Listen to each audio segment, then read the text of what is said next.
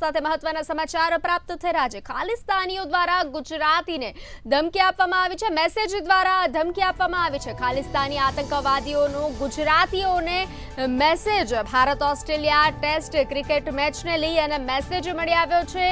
ધમકી આપવામાં આવી છે, ઘરમાં રહો સુરક્ષિત રહોનો મેસેજ કરી ધમકી આપવામાં આવી છે।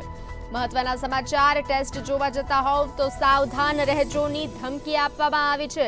મહત્વપૂર્ણ સમાચાર પ્રાપ્ત થઈ રહ્યા છે। અમદાવાદ ક્રાઇમ બ્રાન્ચે આ મેસેજને ટ્રેસ કર્યો છે, કાર્યવાહી હાથ ધરવામાં આવી છે।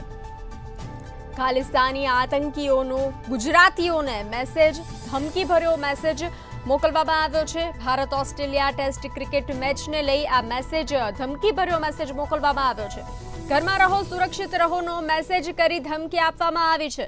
મહત્વપૂર્ણ સમાચાર મળી રહ્યા છે। ટેસ્ટ જોવા જતા હોવ તો સાવધાન રહેજોની ધમકી આપવામાં આવી છે। અમદાવાદ ક્રાઇમ બ્રાન્ચે ટ્રેસ કર્યો છે આ મેસેજ અને કાર્યવાહી હાથ ધરવામાં આવી છે અમદાવાદ ક્રાઇમ બ્રાન્ચ દ્વારા। જ્યારે ખાલિસ્તાનીઓની ધમકી સામે આવી છે, ખાલિસ્તાની આતંકીઓનો ગુજરાતીઓને ધમકીભર્યો મેસેજ મળ્યો છે। ભારત ઓસ્ટ્રેલિયા ટેસ્ટ ક્રિકેટ મેચને લઈ અને આ ધમકીભર્યો મેસેજ આપવામાં આવ્યો છે। ઘરમાં રહો સુરક્ષિત રહોનો મેસેજ કરી ધમકી આપવામાં આવી છે। ટેસ્ટ જોવા જતા હોવ તો સાવધાન રહેજોની ધમકી આપવામાં આવી છે। ત્યારે અમદાવાદ ક્રાઇમ બ્રાન્ચે ચક્રો ગતિમાન કર્યા છે। અમદાવાદ ક્રાઇમ બ્રાન્ચે ટ્રેસ કર્યો છે આ મેસેજ અને કાર્યવાહી હાથ ધરવામાં આવી છે, સુરક્ષાઓ કરવામાં આવી છે। વધુ વિગત સાથે જોડાઈ ચૂક્યા છે સંવાદદાતા વિશાલ મહેતા। જે વિશાલ, ખાલિસ્તાની આતંકવાદીઓનો ગુજરાતીના મેસેજ, ધમકીભર્યો મેસેજ મળ્યો છે, શું છે વિગત? બંસી, જે રીતે ધમકીનો મેસેજ મળ્યો છે તેની અંદર પાકિસ્તાની બેઝ જે આતંકવાદી ગીરો છે એ ખાલિસ્તાની ગીરો દ્વારા આ ધમકી આપવામાં આવી હોવાનું અત્યારે હાલમાં પ્રાથમિક તબક્કે પુષ્ટિ કરવામાં આવી છે। મહત્વપૂર્ણ છે કે નરેન્દ્ર મોદી સ્ટેડિયમમાં જે ભારત ઓસ્ટ્રેલિયાની મેચ ચાલી રહી છે તે ટેસ્ટ મેચ દરમિયાન આ ધમકીને લઈને ક્યાંક ને ક્યાંક સમગ્ર જે પોલીસ તંત્ર છે તે એલર્ટ થઈ ગયું છે। પ્રી રેકોર્ડેડ જે મેસેજ આવ્યો છે તે મેસેજના આધારે અમદાવાદ ક્રાઇમ બ્રાન્ચે આ મેસેજને ટ્રેસ કર્યો અને જાણવા મળ્યું કે આ ધમકીનો મેસેજ છે તે ઇંગ્લિશમાં આવ્યો છે અને ખાસ કરીને તેની અંદર ભારતના વડાપ્રધાન અને ઓસ્ટ્રેલિયાના વડાપ્રધાનનું નામ જોગ આ મેસેજ કરવામાં આવ્યો છે અને ખાસ સૂચિત કરવામાં આવ્યું છે કે જો ક્રિકેટ મેચ જોવા જતા હો તો એલર્ટ રહેજો, એટલે કે ઘરમાં રહો અને સુરક્ષિત રહો, એ રીતના વાક્યનું ઉચ્ચારણ એની અંદર કરવામાં આવ્યું છે। આ તમામ બાબતોને લઈને ક્યાંક ને ક્યાંક પોલીસ તંત્ર એલર્ટ થઈ ગયું છે। મહત્વપૂર્ણ છે કે જે રીતે આ ધમકીભર્યો મેસેજ આવ્યો છે તેને લઈને અત્યારે હાલમાં સમગ્ર સ્ટેડિયમની આસપાસમાં ના માત્ર ક્રિકેટરોની પરંતુ સાથે સાથે પ્રેક્ષકોની પણ સુરક્ષા વ્યવસ્થામાં બમણો વધારો કરી દેવામાં આવ્યો છે।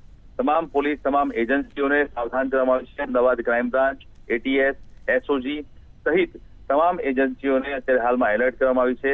સાથે જ સોશિયલ મીડિયાના માધ્યમથી પણ સુપરવિઝન ચાલી રહ્યું છે કે કોઈ પણ જગ્યાએ સોશિયલ મીડિયાના માધ્યમ પર આ પ્રકારનો કોઈ એવો મેસેજ દેખાય તો તેની સામે પણ કાર્યવાહી કરવામાં આવે। જૂનું જે સ્લીપર સેલ છે ખાલિસ્તાનીઓનું, સાથે સાથે જે આતંકવાદી સ્લીપર સેલ છે તે તમામ સ્લીપર સેલોના માણસોની પણ તપાસ હાથ ધરવામાં આવી છે।